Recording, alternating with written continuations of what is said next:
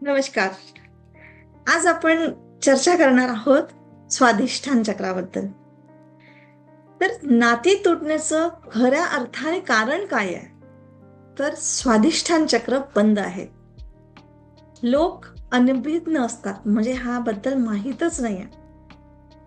कधी कधी तुम्हाला असं वाटतं का की तुम्ही प्रेमामध्ये अपयशी ठरला आहात किंवा तुमची नाती टिकत नाही? का नाही टिकत? जितकं तुम्ही एखाद्या माणसाला एखाद्या व्यक्तीला मनापासून स्वीकारू इच्छिता, तितकं जीवन त्याला तुमच्यापासून दूर घेऊन जात आहे. तुम्ही स्वतःला समजवण्याचा प्रयत्न करता. कदाचित समोरचा माणूस चुकत होता, कदाचित नशीब तुमच्या बाजूने नाही, किंवा कदाचित जगच वाईट आहे. पण आज मी तुम्हाला एक फार खोल असं रहस्य सांगू इच्छिते की नाती तुटतात म्हणून असं नाही की समोरचा माणूस चुकतो. तर नाती तुटतात कारण तुमच्या आतमध्येच एक चक्र बंद आहे. जेव्हा आत ऊर्जा वाहण्याचं एखादं द्वार बंद होतं ना, तेव्हा बाहेरचं कोणतंही नातं सुरक्षित राहत नाही. बाहेरून तुम्ही कितीही प्रेम दिलं तरी, पण आतमध्ये ऊर्जा प्रवाह अडथळलेला असेल तर ते प्रेम म्हणजे मातीवर ओतलेलं पाण्यासारखं वाहून जातं. पण आतली मुळं ते पाणी धरून ठेवू शकत नाही. आणि आज मी तुम्हाला त्या मुळांबद्दल सांगणार आहे, म्हणजे स्वाधिष्ठान चक्राबद्दल, जे तुमच्या भावनांचं केंद्र आहे, तुमच्या नात्यांचा पाया आहे. तुमची संवेदनशीलता, तुमची जडणघडण, तुमचं प्रेम, तुमची जवळीकपणा, हे सगळं इथून जन्मतं. आणि हे चक्र जर बंद असेल ना, तर तुम्ही प्रेम करायचं इच्छाही करू शकत नाही. प्रेम घ्यायचं पण इच्छा होऊ शकत नाही. म्हणजे तुम्हाला जोडायचं असतं, पण तुम्ही तुटता. लोक म्हणतात प्रेम डोक्याने चालतं, पण हा सगळ्यात मोठा भ्रम आहे. डोकं गणित करतं, तर्क करू शकतो, भविष्याची योजना तयार करू शकतो, पण प्रेम हे भावनातून, तुमच्या तत्वातून जन्मतं. आणि भावनांचं केंद्र म्हणजे स्वाधिष्ठान चक्र असतं, जे बेंबीच्या खाली आहे. इथे स्वाधिष्ठान चक्र. लोक म्हणतात माझं हृदय तुटलं. हृदय कुठे तुटतं ते स्वाधिष्ठान चक्र, जिथे भावना असतात, जिथे आकांक्षा जन्म घेतात, जिथे प्रेम पहिला श्वास घेतो. हे चक्र बंद झालं ना, तर माणूस बाहेरून कितीही शांत दिसला तरी तो आतून कोरडा असतो, बंजर, असुरक्षित असतो, एकटा असतो, एकाकी होत जातो. कारण आत प्रवाह नसतो, तिथे पकड नसते, तिथे प्रेम मरतं. तुम्ही पाहिलं असेल, काही लोक पुन्हा पुन्हा तेच चुकीचे नातेसंबंध निवडतात, पुन्हा पुन्हा तेच पॅटर्न्स तयार करतात, तेच दुःख परत परत ओढून घेतात. जणू एखादी अदृश्य दोरी त्यांना त्या अनुभवाकडे खेचते. हा ना? असं का होत असेल बरं? कारण अवचेतन मनात साठलेली ऊर्जा स्वाधिष्ठान चक्रामध्ये अडकलेली असते. म्हणजे बालपणाचे अनुभव, किंवा एखाद्या प्रिय व्यक्तीचा अपमान झालेला असेल, आठवणी काही, कुटुंबातली दुर्लक्षता, किंवा समाजाकडून ऐकलेले कठोर शब्द, किंवा जास्त भावनिक होऊ नको, कमजोर बोलू नको, इतकं रडू नको, हे सगळं ह्या चक्रावर आघात करत असतं. तर सर्वात मोठी जखम तेव्हाच बसते जेव्हा प्रेमात कोणी तुटतो आणि त्या वेदनेला तो आतमध्ये दाबून ठेवतो. बाहेर हसतो, पण आत मात्र त्या चक्रावर गाठ बनते. भावनांची गाठ, आठवणीची गाठ, अपेक्षांची गाठ. आणि ही गाठ ऊर्जा वाहू देत नाही. आणि जिथे ऊर्जा वाहत नाही, तिथे नाती टिकत असे. तुम्ही वरवर प्रेम करू शकता, पण आतमध्ये भीती, असुरक्षितता, दडलेली वेदना असेल, तर ते प्रेम कसं फुलेल? फुलूच शकत नाही. नात्यांपर्यंत पोहोचेपर्यंत ते तुटून जातं. जसं कमजोर मुळाच्या झाडावर फुलं लावली, पानं कितीही सुंदर असली तरी ते सुकतात. म्हणून लोक जोडीदार बदलतात, परिस्थिती बदलतात, पण कथा मात्र तीच राहते. कारण समस्या बाहेर नाहीये, तर ती आत आहे. आतलं चक्र बंद असेल तर नशीबही मदत करू शकत नाही. हे चक्र भावनांचा नैसर्गिक प्रवाह आहे. तुम्ही कोणाला प्रेम देता, पण आतमध्ये अडथळा असेल तर ते प्रेम अधुरं राहतं, अपूर्ण राहतं. तुम्ही जवळ जाता, पण आतमध्ये भीती असते, पुन्हा तुटू नये. ही भीतीच नातं संपवते. कारण प्रेमामध्ये फक्त दोन लोक जुळत नाही, तर त्यांची ऊर्जा जुळत असते. आणि जिथे ऊर्जा थांबते ना, तिथे जुळणं म्हणजे तुटणं असते. तर स्वाधिष्ठान चक्र हे खरं नात्याचं खरं द्वार आहे. हृदय भावना जाणवतात इथून, पण त्या भावनांना दिशा देणारी ऊर्जा आहे. आणि चक्र असेल आणि चक्र बंद असेल तर तुम्ही कधी कधी अतिसंवेदनशील होता, किंवा कधी पूर्णपणे शून्य असता. कधी खूप म्हणजे उघडून जाता, तर कधी कुणाजवळ तुम्ही जाऊ शकत नाही. म्हणजे जडून जातं. कधी कधी म्हणजे खूप चिपकता नाही, तर कधी कधी कुणाजवळ जाऊ शकत नाही. आणि हे सगळं अवचेतन मनातून घडत असतं. म्हणून नाती अचानक तुटतात आणि समोरचा म्हणतो की तू मला समजूनच घेतलंस नाही. आणि तुम्ही विचारात पडता की मी तर समजून घेण्याचा प्रयत्न केला, पण समज इच्छा करून येत नाही, तर ती ऊर्जा जुडल्यावर किंवा वाहिल्यावर येतं. तर मी आता तुम्हाला सांगणार आहे की स्वाधिष्ठान चक्र बंद असण्याची काही लक्षणं काय आहेत. चेक करा तुमच्यात ती समस्या आहे का.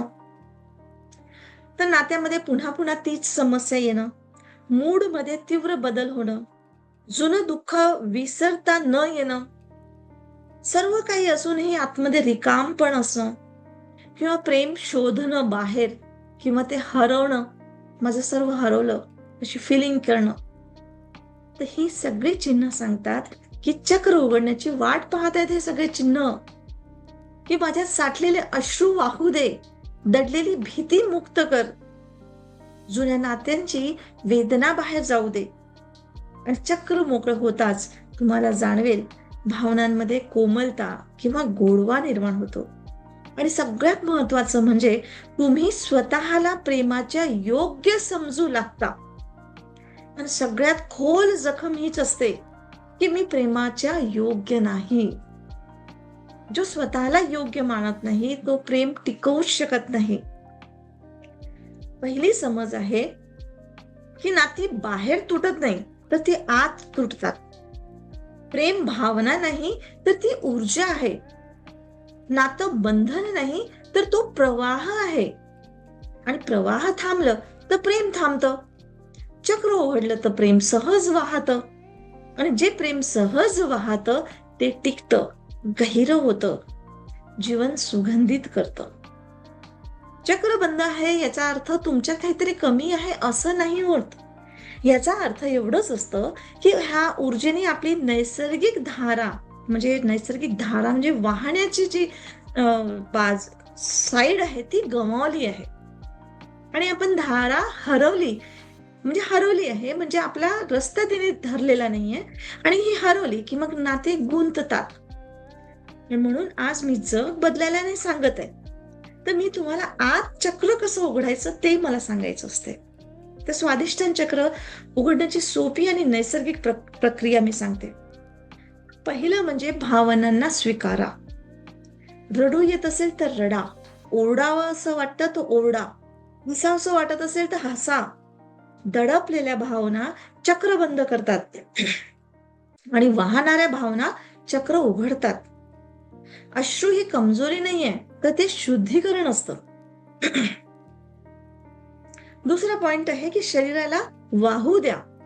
शरीराला वाहू द्या म्हणजे काय करायचंय, तर दररोज 5 मिनिटं तरी निदान कुठलेही नियम किंवा कुठलेही संगीत काही न लावता सुद्धा तुम्ही शरीराला हालचाल करू द्या. म्हणजे नृत्यासारखं.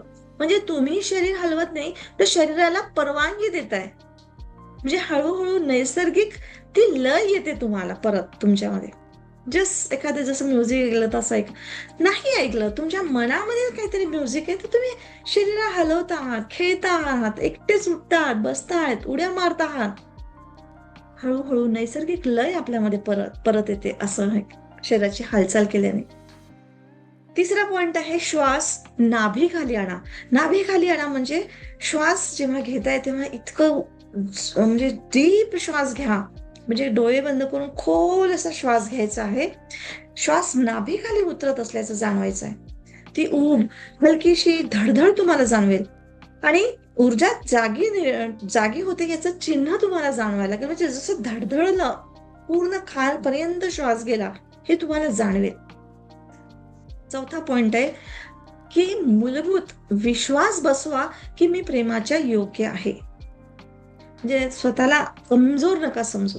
सकाळ संध्याकाळ 1 मिनिटं डोळे बंद करा आणि म्हणा, स्वतःशी बोला की मी प्रेमाच्या योग्य आहे. माझी ऊर्जा प्रेमाला सहज वाहू देते. अवचेतन मनाने माझा हा विश्वास स्वीकारलाय की ही ऊर्जा म्हणजे धारा आहे, ही धारा बदलते. प्रेमाच्या दिशेने मी सहज वाहू देते ह्या ऊर्जेच्या धारेला. 5वा पॉइंट आहे की जुन्या नात्यांची जी काही ऊर्जा असेल, निगेटिव्हिटी, तिला मुक्त करा. म्हणजे झोपण्यापूर्वी म्हणा पहिले की ज्याच्यावर मी प्रेम केलं त्याला मी त्याच्या वाटेने जाण्याचं पूर्ण स्वातंत्र्यता देते आहे. म्हणजे मी प्रेम करते म्हणून पकडून ठेवू नका, सोडून द्या, स्वातंत्र्यता द्या सर्वांना.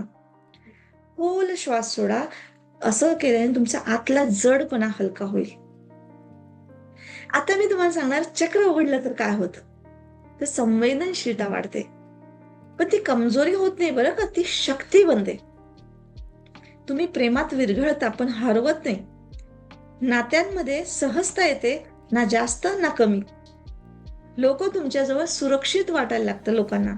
जे जुळत नाही ते आपोआपच दूर होतात, आणि जे जुळतात ते आपोआप जवळ येतात. तुम्हाला बोलावं लागत नाही किंवा थांबवावं लागत नाही. तर ऊर्जा ही अशी स्वतःच व्यवस्था करत असते. भीती संपते, भ्रम तुटतो, एकाकीपणा प्रेमात बदलतो. नाती ही ओझं वाटत नाही, अपेक्षा किंवा मागण्या कमी होतात. प्रेम म्हणजे एक भेट असं बनतं. जसं सुगंध हा फूल देतो, कुठल्याही कारणाशिवाय फूल उमललं की सुगंध आपोआपच येतो. असाच संबंध तुटत नाही. आणि ते दोन माणसं नाही राहत, तर ते 2 ऊर्जा म्हणजे आत्म्यांमधली ऊर्जा असते. आयुष्यात सहज आनंद वाहू लागतो काही कारणाशिवाय. शब्दामध्ये ऊब यायला लागते, चेहऱ्यावर शांती जाणवते. आणि ही ऊब तुमची नाही, तर तुमच्या उघडत असलेल्या चक्राची असते. म्हणजे ती ऊर्जा चक्राची ऊर्जा असते. आणि अंतिम सत्य म्हणजे एकच तुम्हाला सांगू इच्छिते मी, की प्रेम हे तंत्र नाही, प्रेम ही पद्धत नाहीये, मनाचा खेळ नाहीये. तर प्रेम हे ऊर्जेचं फूल आहे. आतलं चक्र उघडलं की ते फुलतं. म्हणून ऊर्जेला वाहू द्या. जुनं दुःख सोडा, भावना स्वीकारा, शरीराला नाचू द्या, श्वास नाभीपर्यंत आणा. आणि सगळ्यात महत्वाचं म्हणजे स्वतःला प्रेमाच्या योग्य समजा. आणि हे घडलं ना, ही नाती कधीही तुटत नाही. ती वाढतात, फुलतात, गहिरे होतात. कारण प्रेम घटना राहते, तर ते तुमचं स्वभाव बनतो, तुमचं बीइंग बनतं, तुमचं अस्तित्व बनतं. आणि जेव्हा प्रेम स्वभाव बनतं ना, तेव्हा प्रत्येक नातं ध्यान बनतं. तर खूप खूप आपल्या सर्वांचं धन्यवाद आणि आपल्या सर्वांसाठी शुभकामना की तुमच्या आयुष्यातलं प्रत्येकासोबतचं प्रेम हे तुमचं ध्यान बनावं, तुमचं नातं हे ध्यान बनावं, प्रेम हा तुमचा स्वभाव बनावा, हीच माझ्याकडून शुभेच्छा. थँक्यू.